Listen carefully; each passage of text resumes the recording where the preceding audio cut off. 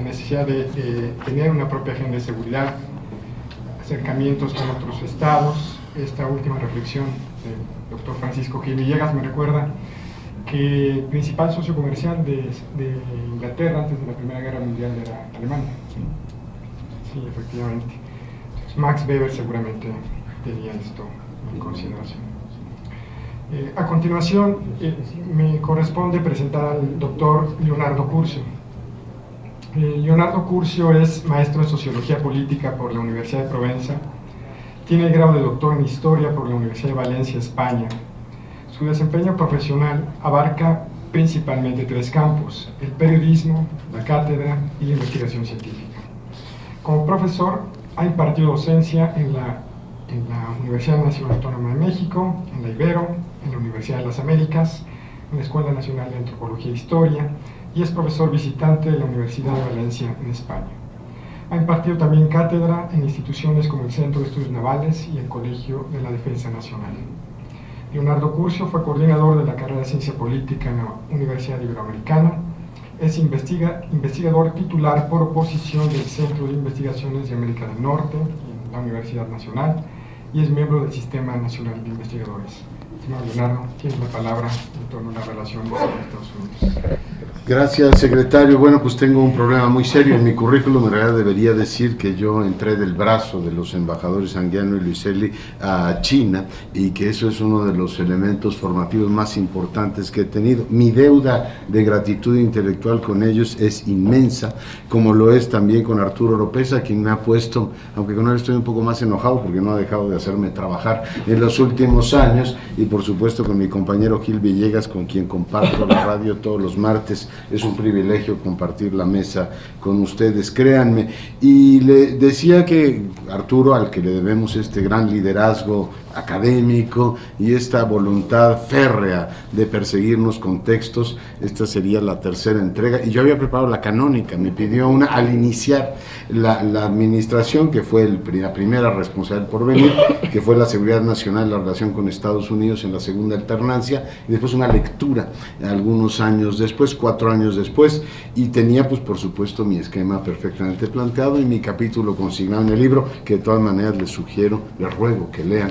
De todas maneras haría unas reflexiones al calor de la coyuntura, porque es absolutamente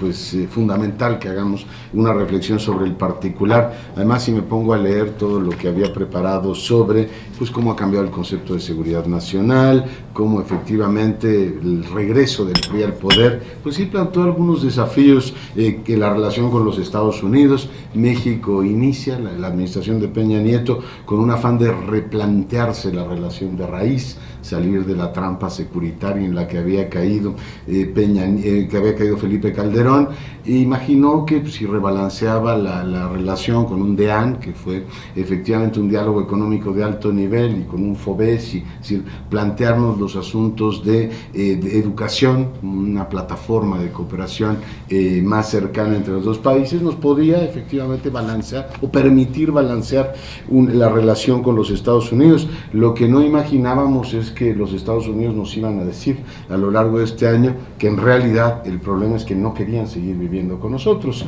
O sea, si Fox, fíjense, empezó su mandato prometiéndonos una enchilada completa, un tratado migratorio, y terminamos con el muro y con la cofradía del Santo Reproche, los que tienen más edad aquí lo recordarán, entre Derbez y el embajador Garza, que fue una cosa espantosa. Si terminamos el sexenio de Fox, lo empezamos con la voluntad de crear la ventanilla única y estamos terminando con la clausura del convento. O sea, literalmente el mensaje que nos están mandando desde los Estados Unidos es: no queremos más relaciones, las relaciones con ustedes son tóxicas. México es un país que no ha tenido, y miren que tenemos soft power, la capacidad de balancear una campaña tremendamente agresiva en los Estados Unidos.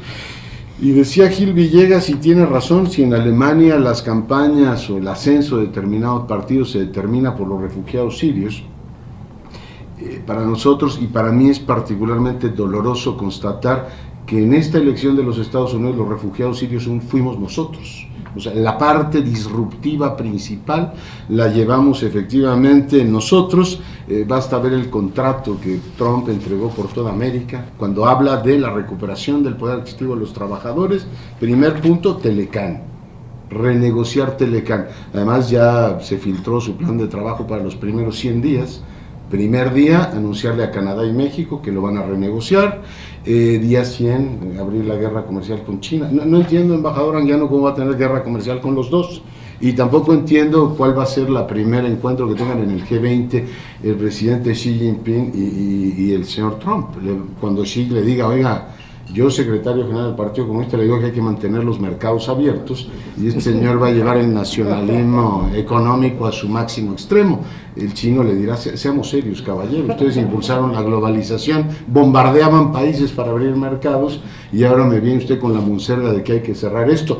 Todo esto además con la comparsa británica, lo cual no deja de ser una ironía histórica de primer orden, pero con eso tenemos que lidiar. Segundo punto, el TPP, que nos has invitado a discutir en amplias mesas, que era la apuesta geoestratégica importante para, digamos, oponer el capitalismo occidental frente al chino.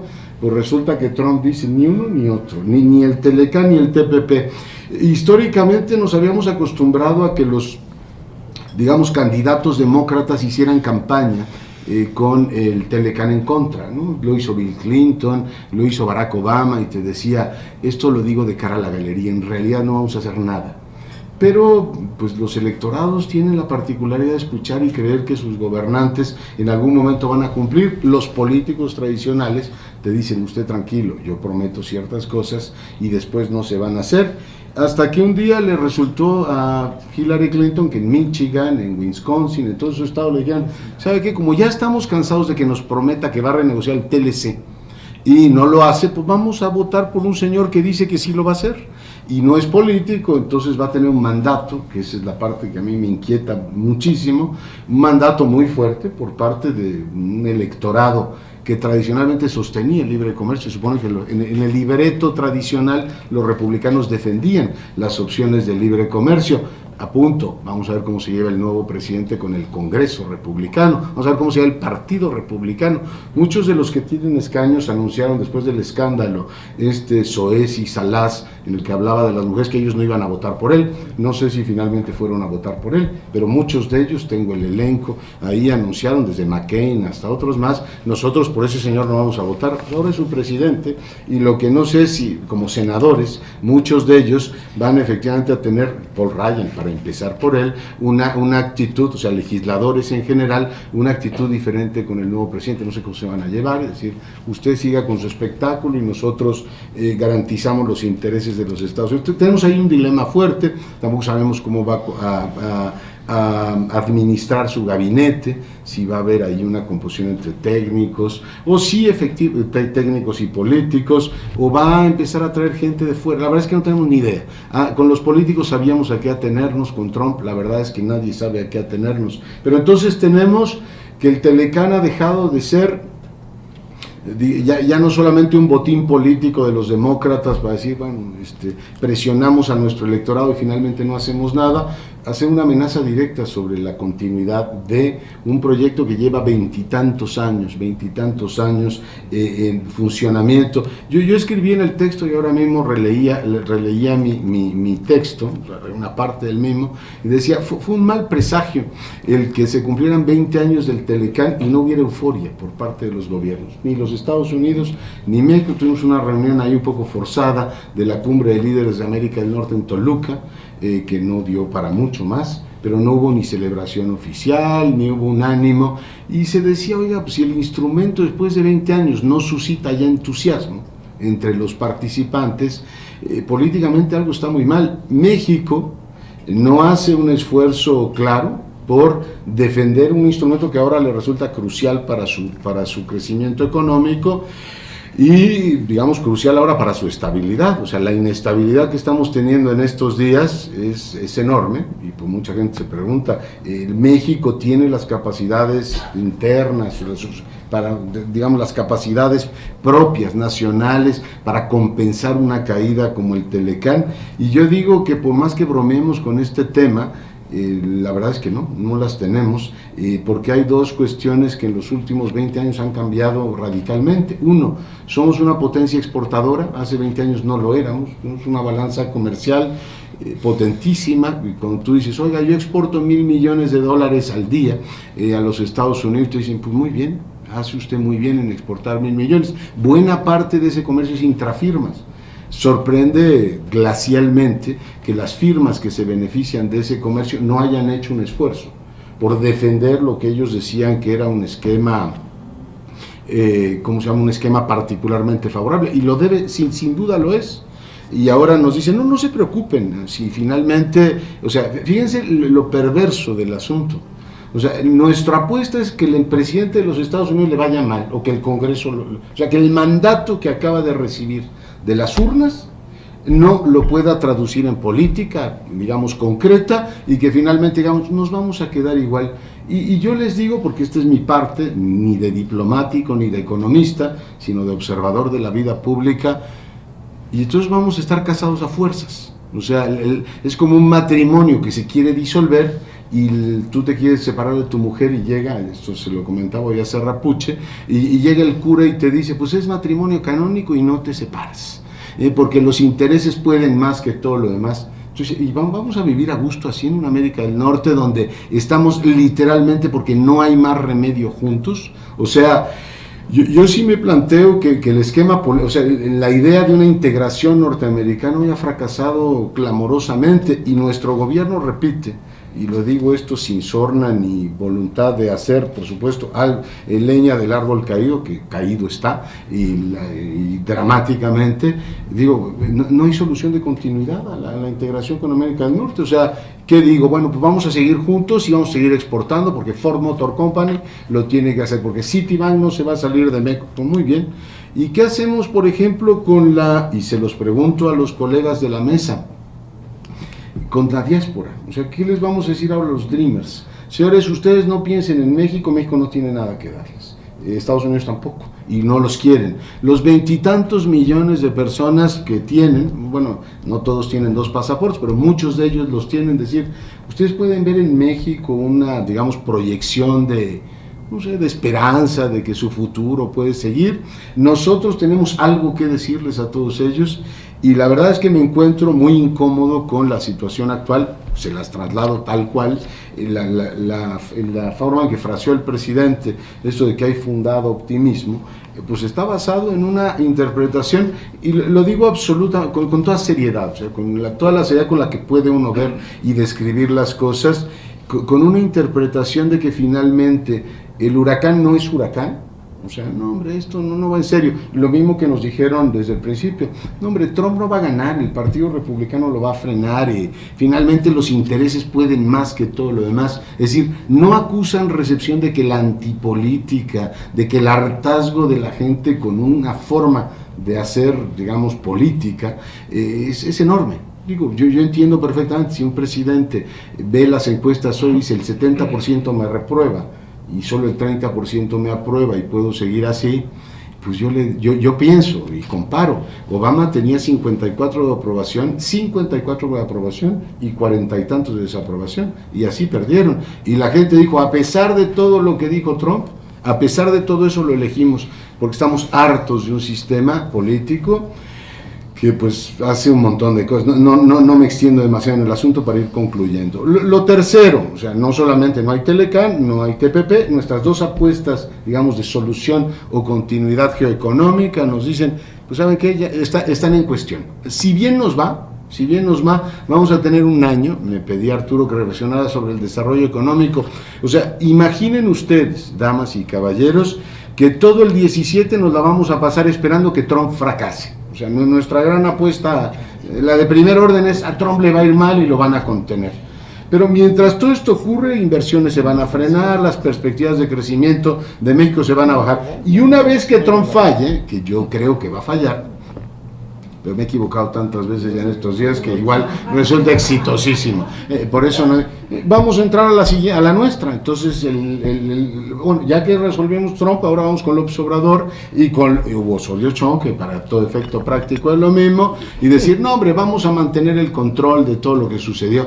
Y uno dice, oiga, y no tomó nota de lo que acaba de suceder en los Estados Unidos. O sea, una democracia que se fracturó brutalmente, el sistema de partidos de los Estados Unidos está desalineado como nunca. O sea, el Partido Republicano defendiendo ahora el nacionalismo económico. O sea, los obreros de Michigan votando por Trump. O sea, es como si me dijeran que Iztapalapa va a votar por el PAN. O que en León va a ganar masivamente sí, Morena. O sea, no, ya se enamoraron de López Obrador porque esto sí va a ocurrir. O que en el Estado de México va a ganar el Partido Humanista. No tanto, pero sí hay algo de profundamente, digamos, novedoso en esta elección que no podemos, por supuesto, dejar de lado. Y tengo la impresión de que la respuesta de México ha sido, hasta ahora, entre el pasmo y la inercia. Sí, no, esto no va a cambiar demasiado, va a ver que van a recapacitar. Y el optimismo presidencial es, ya tenemos una línea abierta con Trump. Si en el fondo Videgaray siempre tuvo razón, y la tenemos abierta, y lo digo esto sin sorna, lo digo con toda seriedad, tengo la impresión de que, o sea, no solamente no se entiende que en la arena norteamericana se debe hablar con claridad y con posturas definidas, de qué es aquello que tú aspiras y cuáles son tus límites. Recordaba efectivamente el embajador lo que Merkel dijo. Aquí la actitud ha sido completamente jabonosa, se puede interpretar de cualquier manera, casi que si estamos con Trump, renegociar el Tratado de Libre Comercio. Hoy me decía Serra, ese verbo debería estar prohibido para México. O sea, decir, oye, yo no renegocio absolutamente nada. Para mí este es el acuerdo que cerramos hace 20 y tantos años. Ya después en lo bajito puedes buscar complementos, todo lo demás, por una postura clara. Los americanos esperan eso y aquí hacemos política, lo digo seriamente, créanme, estilo Estado de México. No, hombre, aquí con un acuerdito por debajo, vamos a hablar con unos trompistas y va a ver que esto, con los legisladores apropiados, y va a ver que el asunto no pasa a mayores. A lo mejor hasta sacamos un pacto por América del Norte, pensando en el pacto por México. A mí me parece un error de los grandes. Es decir, primero, no darte cuenta de la descomunal tormenta que te está cayendo encima. Y lo segundo, es que el gobierno de Peña Nieto está ahora en funciones. Pues se va a ir.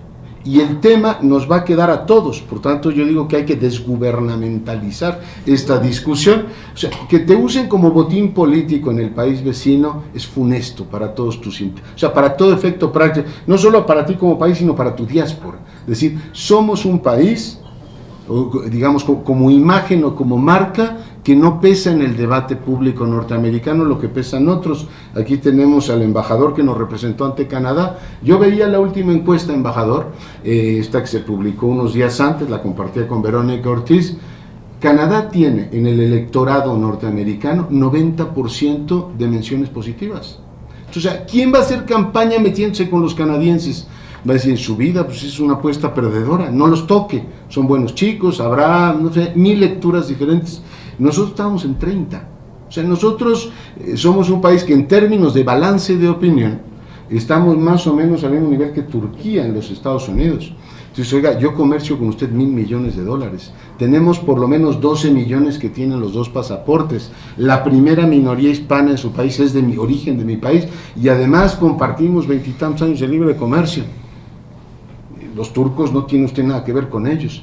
Pues yo veo, o sea, nuestros socios nos ven tan distantes a nosotros como los europeos a los turcos, o quizá peor. Entonces tú dices, oiga, sí trae usted un dilema peor que el de Erdogan. O sea, Erdogan dice, yo aspiro a entrar a la Unión Europea y se la pone complicada. Aquí nos dicen, queremos una cláusula de escape.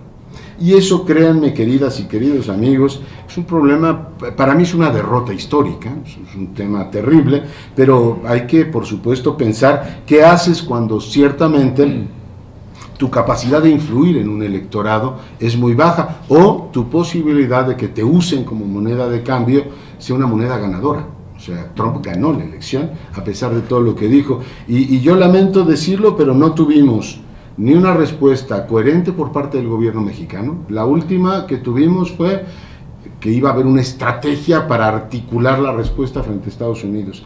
Y lo que tenemos, y lo digo con toda seriedad, como saldo fue un pleito burocrático de la peor especie. Basáñez diciendo públicamente que tuvo que discrepar de Claudia Ruiz Massieu y que el presidente le dio la razón a la secretaria, supongo que es lo normal, pero acabas de nombrar embajador en Washington por el tema de los cónsules, la rotación de cónsules. Entonces, oiga, ¿qué mensaje mandamos? Ya olvidémonos de Trump. Mandas a Medina Mora primero para decirles que la seguridad sí es importante y que es un tema fundamental para ti. Después mandas a Basáñez que porque es el vínculo con las comunidades. Y pocos meses o en pleno proceso lo retiras para mandar a otro embajador, todos ellos personajes muy notables, pero el mensaje que estás mandando es una incoherencia absoluta. ¿Y qué quiero decir para concluir con este tema y concluir ya con mi presentación? Pues que no tuvimos capacidad de defender efectivamente nuestra propia postura. Una buena parte, y lo digo también con una enorme seriedad, fue tratar de convencer racionalmente que México es un país que aporta mucho a los Estados Unidos, y para mí eso está claro. O sea, racionalmente no le encuentro pero al argumento. El asunto emotivo es el que no registrábamos. O sea, si tú tienes un 70% de negativos y sales a defender una posición racional, me importa un pepino lo que usted está diciendo, simple y llanamente usted no lo digiere. O sea, y si lo dice usted, me resulta todavía más repulsivo. No sé si me explico, eso es un problema hasta de estrategia de comunicación. No quiero que sus argumentos me resultan irrelevantes. Usted simple y llanamente es una nación, una marca, un país, lo que sea, que me resulta absolutamente intransitable. Por tanto, no lo tuvimos, pero tampoco tuvimos muchos aliados que dijeran, oiga, es inadmisible lo que está haciendo usted con los mexicanos. ¿Ustedes se imaginan una campaña en casi cualquier país europeo con un partido abiertamente antisemita y que ganara?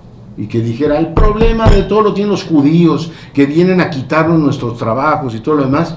Pero había voces en todo el mundo, ONGs, diciendo, oiga, ¿cómo se atreven? Esto es una barbaridad. Aquí hicieron una campaña a costa de nosotros, y quiero decir que muy poquitos salieron a decir, es intolerable. Vamos, ni el Papa se atrevió a decir, es intolerable lo que hacen con México. Un discurso genérico sobre los muros y todo lo demás, pero estamos más solos que la UNA, estamos más, y eso para mí es un mensaje diplomático terrible. Y termino finalmente con una reflexión, agradeciendo por supuesto su atención y la invitación. No podemos pensar en el pasado, ni en bravuconadas, ni cosas que se le pasen. Cuando tienes 500,000 millones de dólares, es una potencia exportadora, 500,000 millones de dólares de comercio exterior, y tienes a millones de personas viviendo en el exterior. Pocas naciones tienen esta binacionalidad como México. Tienes que pensar algo nuevo. Y lamentablemente estamos ante la impresión que yo tengo, ante un pasmo completo, ¿no? Es decir, qué barbaridad, todo aquello que creíamos que iba a seguir funcionando dejó de funcionar, y no hay una respuesta articulada al tamaño del desafío. Por supuesto, algunos de los mecanismos de recambio, digamos, rapidísimos que podíamos tener, aunque solo fuera como finta política, lo dejo porque aquí tenemos grandes conocedores de China, es acercarnos a China, pero después del desastre que tuvimos con China en esta administración, por otras razones que no es cuestión de analizar, pues no tiene ninguna credibilidad, y la Europa que analizaba Gil Villegas dirá, oiga, yo tengo más problemas para articularme, poner en orden ahora Renzi, que estarlo ayudando a usted. Pero tampoco tuvimos esa cercanía, ni espiritual, ni política. Pero esto es por otras razones. Los europeos se sentían muy distantes, por el tema de derechos humanos, porque tampoco hemos hecho ningún esfuerzo por actualizar el tratado, y esto de apostarle todo, este es un tema que viene por lo menos desde Porfirio Díaz hasta la fecha, a una, digamos, apuesta que fue ganadora muchos años, hasta que dejó de ser ganadora. Yo creo que estamos ante una de las peores avalanchas o las peores tormentas que ha tenido este país desde el frente externo, y si en el momento de escribir la tesis hablaba yo de la seguridad de México, pensando en elementos internos y en una relación armónica con los Estados Unidos, efectivamente en este ámbito no podía anticipar, por supuesto no lo anticipé, que precisamente el frente comercial y económico iba a ser la principal fuente de inestabilidad del año 17. Muchas gracias por su atención.